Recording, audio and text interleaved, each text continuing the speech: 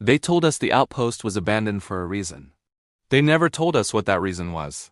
I was 20, fresh to the unit, assigned to a communications detachment in the northern mountains. The base had been closed after the war, reopened only because the new radar station needed a skeleton crew.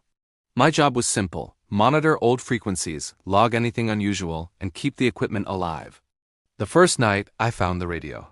It was an old field set from decades earlier, tucked behind a metal cabinet like someone had tried to hide it. The power cable was cut, the casing dented, yet its indicator light glowed a faint patient green. I asked Sergeant Morales about it. He just shook his head. "Don't touch that one," he said. "It's not on inventory." At 2 in the morning, the wind started talking to the walls. Old buildings have voices, pipes clicking, doors breathing, but this was different. It sounded like footsteps moving across the roof, stopping directly above the comms room. Then, the dead radio crackled, a burst of static sharp as a cough. I hadn't even plugged it in. The speaker whispered a string of numbers, slow and careful, like someone reading coordinates. Then a man's voice followed, calm and tired. "Base Orion, do you copy?" No one had used the name Base Orion in 30 years. I logged it as interference. That's what we were trained to do: find the logical answer first.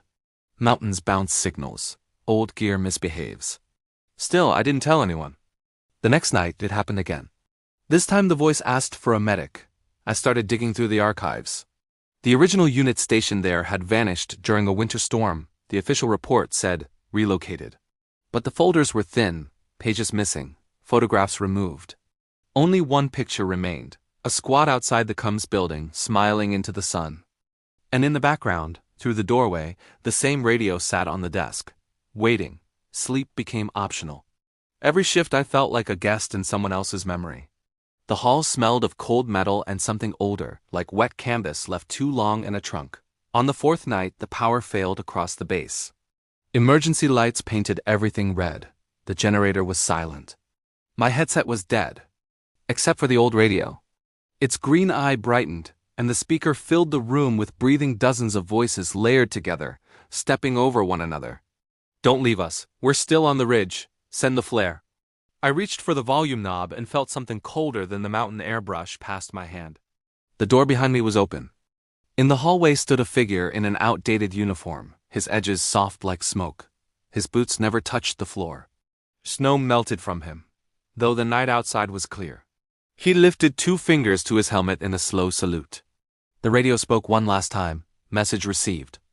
At dawn, the generator restarted by itself. The maintenance team swore nothing was wrong.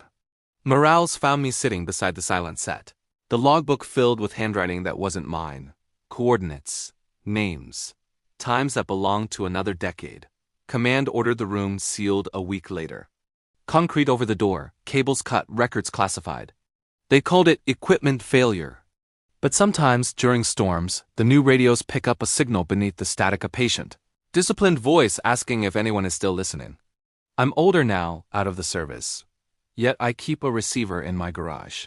Late at night, I tune the forgotten bands, half hoping, half afraid. Because part of me knows the truth.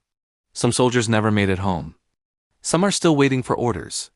And somewhere in the mountains, a radio that isn't plugged in is still calling base, believing the war hasn't ended.